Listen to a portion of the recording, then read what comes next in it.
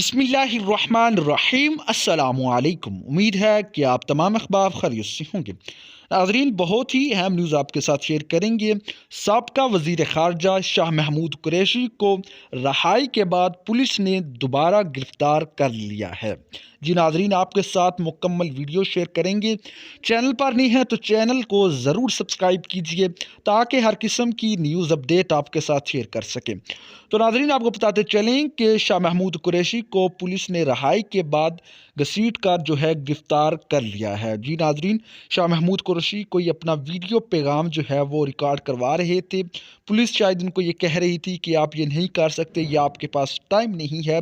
शाह महमूद कुरैशी ने उनकी बात ना सुनी, तो लिहाजा पुलिस ने शाह महमूद कुरैशी को घसीट कर दोबारा गिरफ़्तार कर लिया है। तो आइए नाज़रीन, वो वीडियो भी देखते हैं। आज मुझे इन्होंने कहा नहीं सर आप नहीं कर आई एम सॉरी। ये देखिए ये देखिए ये क्या है, ये देखिए ये देखिए ये क्या कर रहे हैं, बहुत हो गया, क्या है ये क्या है, तमीज से क्या कर रहे हैं, आराम से